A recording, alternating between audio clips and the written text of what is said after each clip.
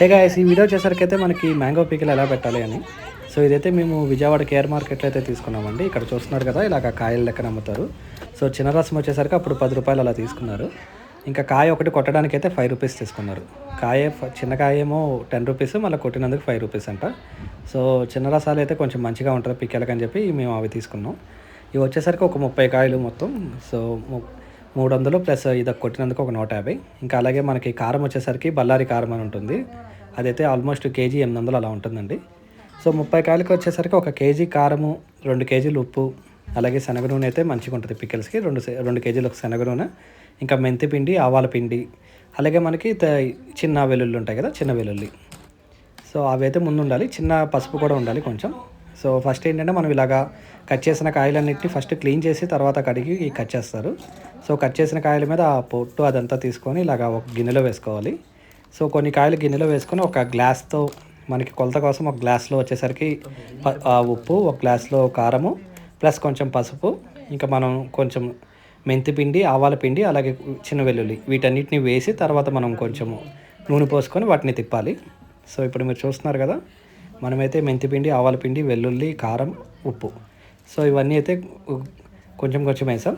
కారం, ఉప్పు వచ్చేసరికి మాత్రం గ్లాసు అది ఒక కొలత లెక్కన వేయాలి. సో ఇది వేసిన తర్వాత అలా కలుపుకొని మొత్తం పైన ఇంకా కొంచెం నూనె పోసుకొని శనగ నూనె పికల్స్కి ఎక్కువ వాడతారు. సో శనగ నూనె పోసుకొని మనం వాటిని మొత్తం మిక్స్ లాగా చేయాలి. సో మనమైతే ఇది బళ్ళారి కారం అయితేనే యూస్ చేయండి, కొంచెం పికల్స్కి అది చాలా బాగుంటుంది. సో చాలామంది కూడా ఈ బళ్ళారి కారాన్ని ప్రిఫర్ చేస్తారు. రంగు కానీ మొత్తం రుచి కూడా చాలా టేస్ట్గా ఉంటుంది.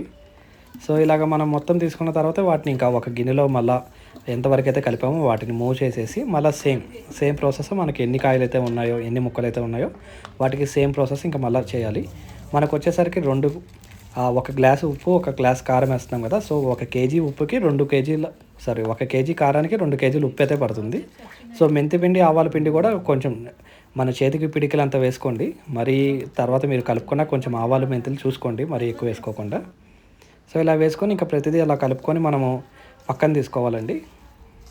సో ఇలా మేమైతే మొత్తం ఇది పక్కన ఒక గిన్నెలోకి మూవ్ చేసిన తర్వాత అయితే ఇంకా అప్పుడే కారం పోయలేదు. ఒక 3 డేస్ తర్వాత, కారం కాదు ఆయిల్, అప్పుడే ఆయిల్ పోయకుండా ఒక 3 డేస్ తర్వాత మళ్ళీ మేము ఒక 2 కేజీలో 1 కేజీ ఆయిల్ ఎంతైతే పడుతుందో అంత చూసుకొని, తర్వాత ఉప్పు కూడా చూసుకొని టేస్ట్ దాన్ని కలుపుకొని మళ్ళీ తిప్పాలి. సో ఆ 3 రోజులైతే మనం కదపకుండా అలాగే ఉంచుకోవాలి. ఎప్పుడైతే పచ్చడి పడుతున్నామో మనం అప్పుడే కొంచెం ఉప్పు, కారం కూడా మనం టేస్ట్ చేస్తే మనకు అర్థమైపోద్ది ఆల్మోస్ట్ ఓకే బాగానే ఉందా లేదని.